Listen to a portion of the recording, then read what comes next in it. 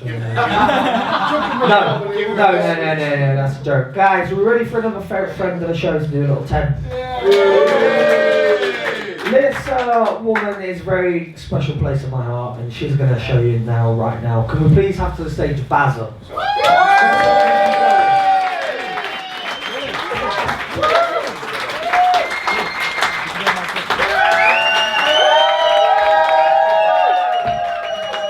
God, your faces when I grew up there then. Fucking hell, I thought Sinead O'Connor were dead. She is. I did actually used to be her body double, and I was known as Sinead O'Cripple. We were very close actually, and we went bird watching on occasion. In fact, last time we went, I saw 7 owls and 15 jays. We met through our mutual barber, Lewis, and everyone's going, oh, you should buy yourself one of those fancy skull shavers so you can save some money to do it at home. But both me and Sinead were like, nah, nothing compares to Lou. I will quickly explain the shaved head, right? I'm getting on in years, and when I got to my 30s, I finally realised I don't give a fuck what anyone thinks of me. This is what I want to do, this is what I'm going to do. So anyway, I shaved all my hair off, and it was very liberating, so I stopped shaving everywhere else. If I could do a handstand, I would look a bit like a troll's doll. Hello, Leeds! Oh God, you guys are absolutely incredible so far tonight. A little bit about myself. My name is Bazza, and I am a disabled comedian from Leeds. What's wrong with me is that I'm a vegan. Any vegans in? No, of course not, because they fucking announce themselves as soon as they arrive. So you don't sound too happy about that, Bazza. Well, no, not really, because you know what they say about vegans and virgins being as miserable as one another, right? It's because they've not had any sausage today. I think my favourite thing about being a disabled comedian is when somebody goes, break a leg. Like, depending on the height of the stage, I just fucking might. This has got to step up, so you lads be ready to fucking catch. I'll make sure I aim for George, that way no one gets hurt.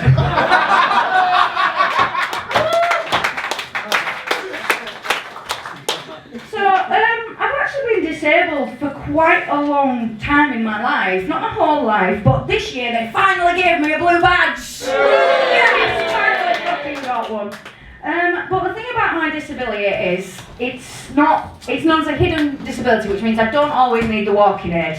Sometimes I am strong enough to go for a little walk around without any help at all.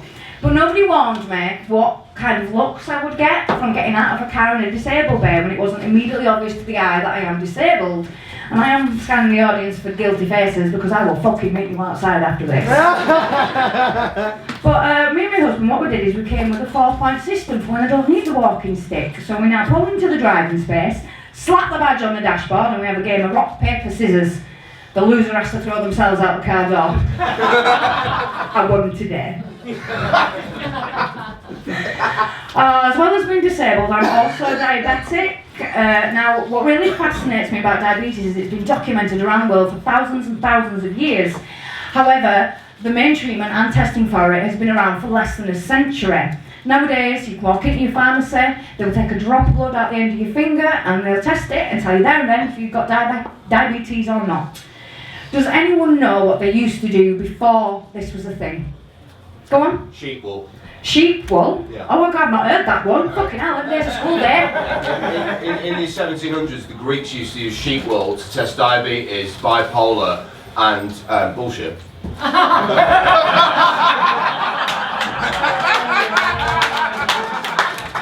Thank you, Brad. What they actually would do is they would taste your wee. Because apparently diabetic urine is so sweet it can be distilled into whiskey. So it's nice to know that if comedy doesn't work out for me, I do have options open. Oh God, believe it or not, 6 months ago I was actually flat out in a hospital bed in a coma. What's a villain?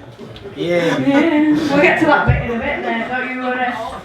And Put her in it. Fucking hell. I'm going to imagine that, like myself, what you guys know about comas, you only really know from learning by watching movies, yeah? Right, so the doctor will walk in when they've woken up and they go, this is what's happened, you're alright now, you can go home and get on with your life. Great, the patient jumps out of bed and gets on with it. It's not how it fucking works, guys. Jesus Christ, when your brain is inactive for a period of time, it actually forgets how to use a few muscles in the body. So when I had recovered, I had to learn how to walk again, I had to learn how to talk again, and I had to learn how to swallow again. For some reason, my husband was very eager to help me learn that last one. Selfless human being. I have to thank the advancement of technology in me being here today, because if I had gone into a coma even 80 years ago, there's no way I probably would have made it out of it. I'd have died. My appendix had completely perforated. They had to drain parts of it out of my colon, and it weakened my immune system to the point that I caught pneumonia. So I would have been fucking dead.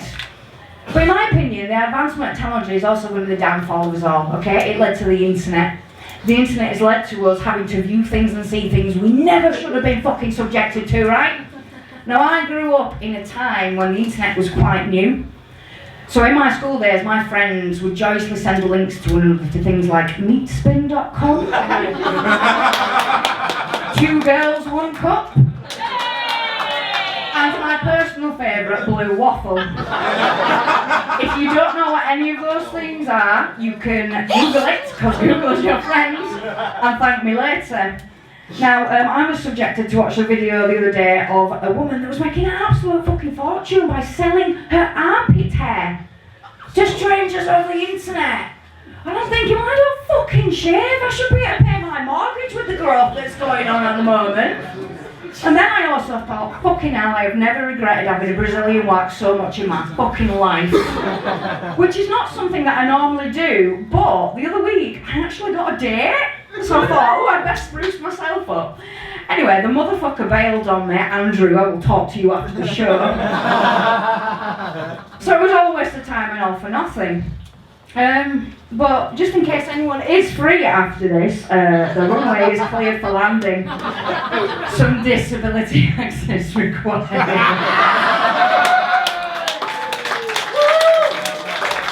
Now, it can be quite difficult, I find, dating as a disabled person, because if you like someone and it gets to the point that you decide you want to start getting physical with someone, you know, you get them home after a night out and they go up against the wall, fucking face, getting really passionate, and then all of a sudden you go, no, stop!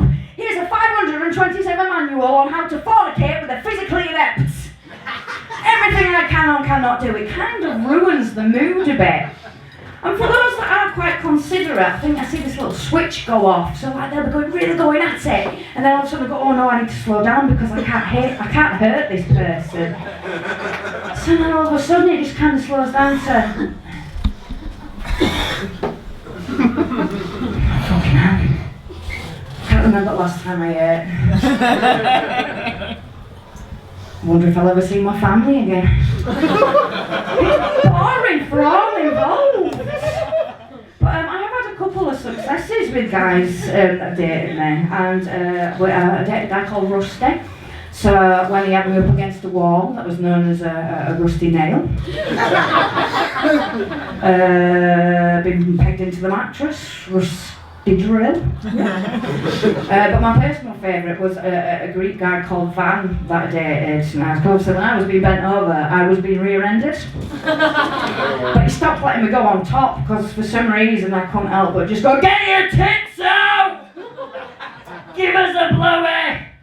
Fucking van drivers. I